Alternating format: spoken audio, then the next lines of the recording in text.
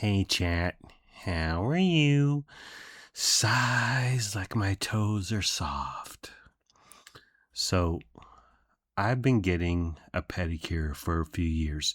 Now, throughout my entire life, I was thought pedicures and manicures was for the women's. But recently, I realized the treat it is to spoil oneself, to treat yourself good. A little self care never hurt nobody. Uh, and so I've been doing pedicures, no manicures for me, because I feel like fingernails are just, they're easy to get to. And I'm a man, I'm a real man. And so I cut them myself and they don't look great, but whatever. The other reason that I never got pedicures nor manicures was because I bit my nails like crazy my entire life up until around the time when I began dating Carolyn, when we began our torrid love affair. I worked at Amazon warehouse, a fulfillment center, if you will, in West Sacramento. I would drive out there from Citrus Heights. Did that for a few months, and they gave you free gloves because you're dealing with dirt and dust and grossness and chemicals. And so they had a plethora of free gloves. You could get a new pair every single day if you wanted.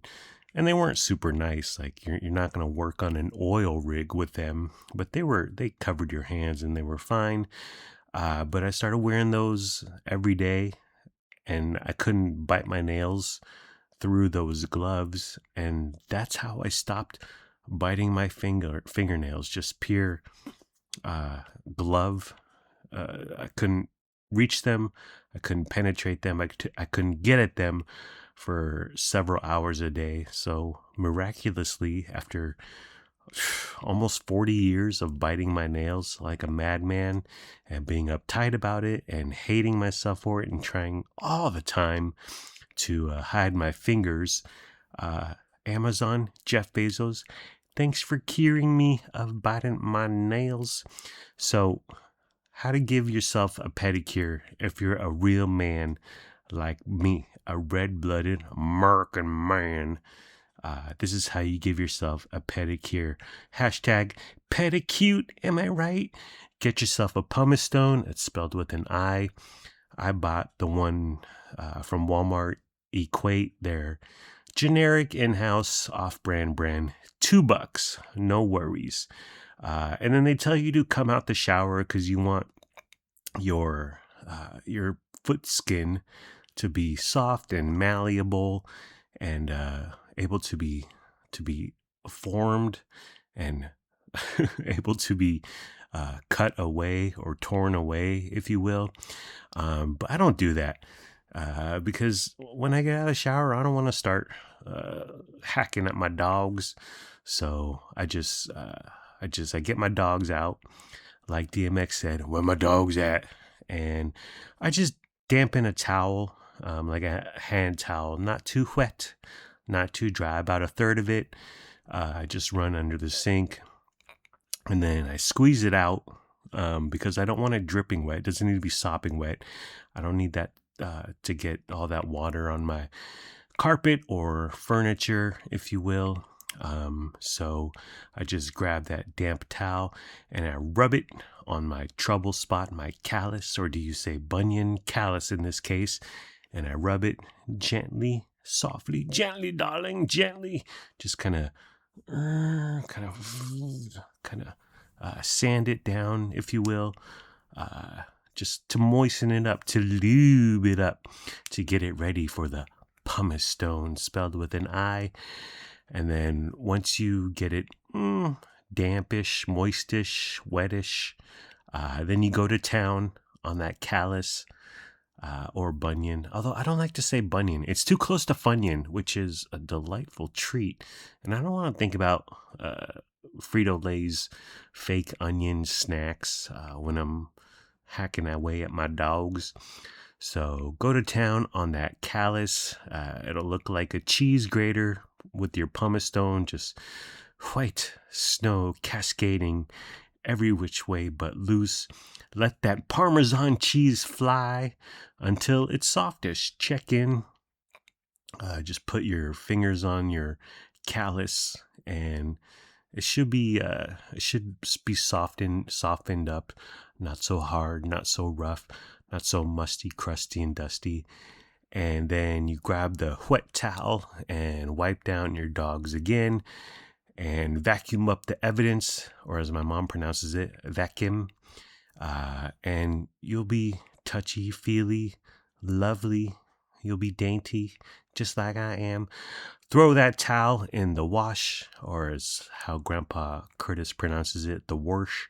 And there's going to be heck of dead skin in it. So don't throw it in a hamper. Don't throw it on a rack. Just throw it right into the washer. And then you want to go to town at your toenails with some clippers, just your normal nail clippers. You want to like Edward Scissorhands, and then there you go. You've saved $35. You don't need no ointment from the massage people, how they rub whatever lotion into your leg and then go up and down your leg 50 times. Like, who's that for? That's not for me. You save yourself an hour. I do miss those massage chairs. It used to be that when you went to the mall as a teenager, you would only get access to the massage chairs in Sharper Image and Brookstone. Wow, those stores don't exist anymore. But another thing is that you don't have the guilt. Like whenever I get a pedicure, I feel bad for the people doing it because they're on their little stool, they're bending over, they're dealing with your disgusting dogs. And I'm like, I'm not a king. I feel you're not beneath me.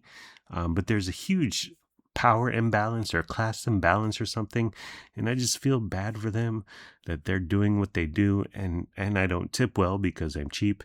And I'm like, how much are you earning an hour? Please tell me you're earning $35 an hour on top of my measly tip.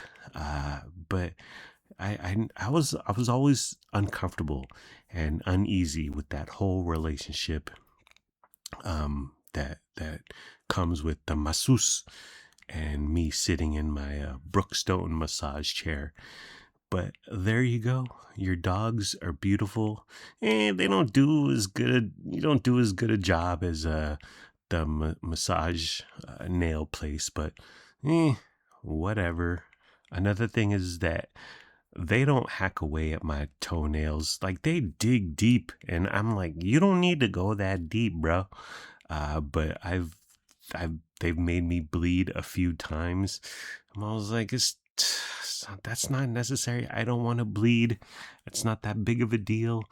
Just do your normal machete. And you're in the wilds of Brazil, the jungle land of Brazil. But you don't need to go that deep. You don't need to make me bleed. You don't need to cause me pain. It's just my toesies. Simmer down now. Simmer down. Bought Lennox some clothes because, well, he needs some clothes. Taking him shopping is just, what is this, the 80s? Anachronistic. Grandpa Allen took him shopping a few months ago. They came back with 2 hoodies and 2 pairs of pants for $200+, and I was like, alrighty, I would never pony up that much for 4 articles of clothing. But I was a teenager once. Listen, I've seen all the brands. Stussy, Billabong, or as we called it in the early 90s, Philabong.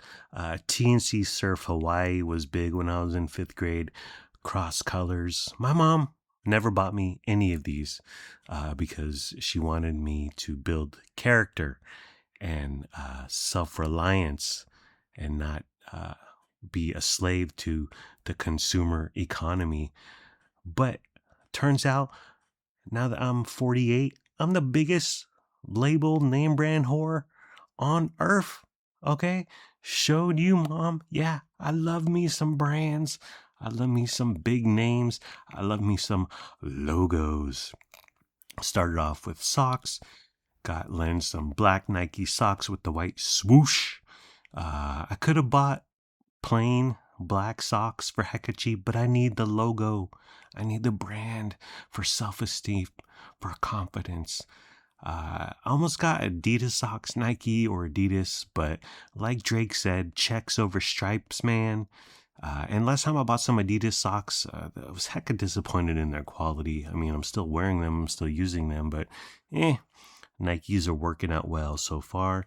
Got him some blue jeans. I said, Len, it's time for a new aesthetic. Okay, you're no longer a skater boy. Avril Lavigne said, see you later, boy. It's time to move on. It's time for that nightclub and aesthetic. 5 years from now, what does she see? Skater boy rocking on MTV. So I said, Lennox, your Vans Warped Tour era is over. Time for your discoteca, your clubbing era to emerge. He wanted baggy. I went with relaxed because it's baggy. Again, you're not at the skate park. You're hitting the discos. You're hitting the discotheque with your homeboys, hitting the clubs. So relaxed. But I think as he grows up, next time it'll be straight. Just hopefully there's no skinny jeans. There's no super tight jeans. Straight fit, boot cut. If you want that too, I could do that. But definitely not baggy. A little dark wash with a little bit of light coloring. He liked it. He was wearing it around the house the other day. I was like, all right, your look is emerging. You're growing up. You're getting sophisticated. And it's all thanks to me. And then I got him a Hello Kitty t-shirt. Now you might think, what the heck is going on there? It's pink, but it has a race car on it and some sort of Japanese writing. I don't know. I got it from Walmart.com. And it's sold by Walmart, so they have the license or something. But it's cool. It's fun. It's a little kiddie, maybe a little girly, but the kids these days, they love irony. They love throwbacks. They love the old school. And how did I find that out? From fashion maven, West Sacramento fashion guru, Lincoln Ween. A few months ago, he was wearing a Hawaiian Punch t-shirt. I was like, where'd you get that? And he said, Kohl's. I was like, okay, but it had the whole Hawaiian Punch logo with that Hawaiian Punch guy with his wacky hair. And I was like, that's something. And my brain began churning. So when I saw the Hello Kitty, yeah, it's pink, but it's exotic. It's got the Japanese writing, race car, so it's a little manly. And he was wearing it the other day, and I was like, all right, buddy. Yeah, that's what I'm talking about.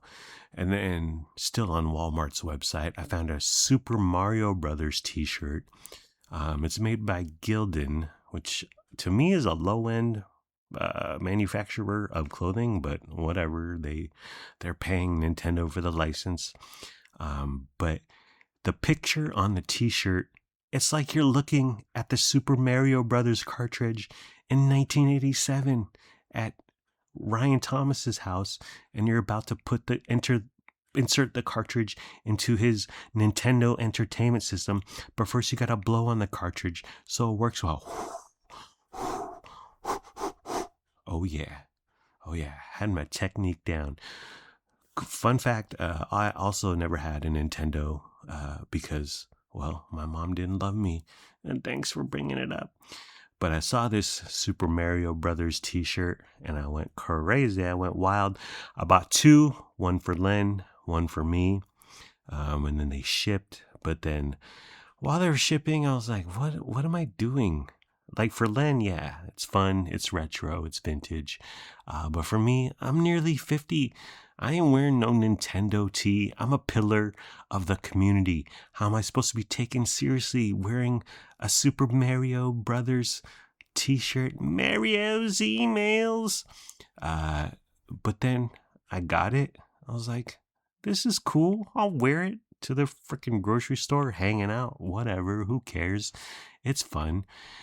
Len seemed unsure. I said, bro, you wear this, you'll get 3 to 6 compliments on this shirt, because I've never seen this shirt out and about. I mean, I don't hang out with a ton of middle schoolers, but I see him. I see Len's friends, and I see him at the Southport Town Center. They're everywhere down there. But I was like, dude, people will give you mad props if you wear this. He was still kind of like, I don't know. But Carolyn was like, I'll take it. I was like, cool. But then I thought, well, when Len was unsure, when I was unsure, I did the little boop, boop, boop in the Walmart app, and I did return both of them. And then the Walmart algorithm went calculating.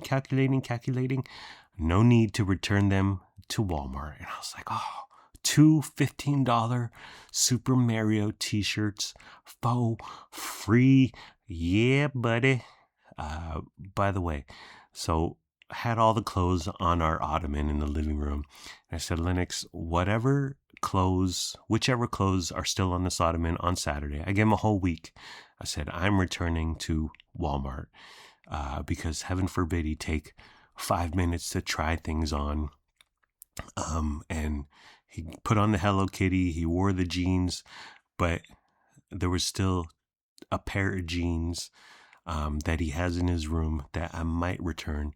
And then there were 2 more pairs of jeans which were on the ottoman, and a Demon Slayer t-shirt. I think that's what it was. It was some sort of anime, but even when I got it, I was like, I don't like this shirt. It's too much going on. Or was it Naruto? Same difference, whatever. But I didn't like that shirt, so I just returned it without him even looking at it. And then I took 2 pairs of jeans back, over $60 in total. By the way, this is all from Walmart, and all the jeans are $20 or so. All the t-shirts under 10, except the Mario tees, which were free. But I returned 2 t-shirts. I returned the Naruto / Demon Slayer t-shirt.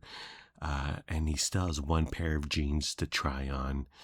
And if he doesn't try them on by Saturday, I'm going to raid his loft, raid the Lennox loft, and commandeer them, repo them, because I only have 30 days to return them.